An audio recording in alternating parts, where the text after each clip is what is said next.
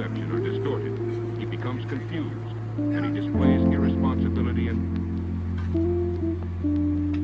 Historians still question whether or not her death helped pave the way for women's votes. Historians still question whether or not her death helped pave the way for women's votes.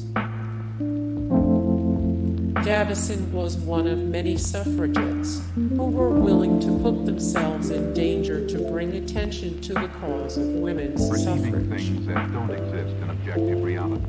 Davison had a history of being involved in extreme acts of danger and violence. No one really knows what Davison's true intentions were. No one really knows what Davison's true intentions were. The jockey survived the crash, but committed suicide decades later. The hard and unexpected collision between Amber and Emily Davison sent the horse's jockey, Herbert Jones, flying into the air. Jones suffered a hard landing and only got up once the horses and riders behind him had passed. The colt, Amber, actually returned to his feet and trotted to the finish line. Jones and Amber's injuries were not too severe. They even competed in another race 2 weeks after the incident. Though Herbert Jones survived the crash, he was tormented by the collision. Tragically, he never could shake what happened at Epsom Downs that summer day and claimed that Davison's face haunted him.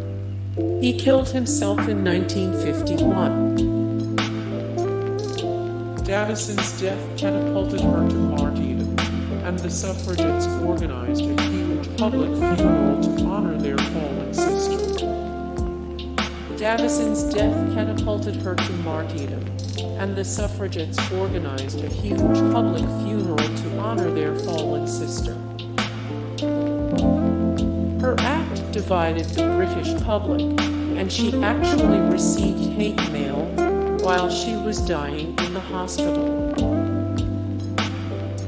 Emily Davison didn't immediately die. She languished for days before succumbing to her injuries. Senses and time perception are distorted. Right after Davison was knocked down, a crowd descended on the suffragette and the wounded jockey. The collision fractured Davison's skull and left her unconscious.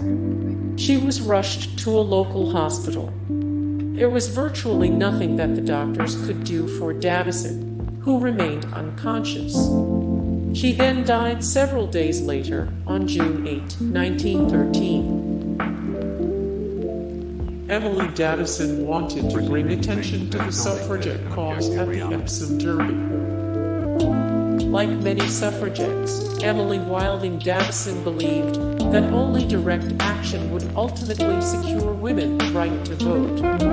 So, on June 4, 1913, she traveled by train just south of London to reach the Epsom Derby, a famous horse race event that was held annually. The Epsom Derby wasn't just any old horse race.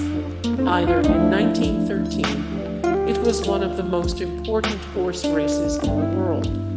Davison hoped that she could use the popularity and profile of the event to bring attention to her cause. Hey guys, thank you so much for the support and likes and comments down below, and also thank you so much for watching, and I look forward to see you in the next video. Then take care, bye.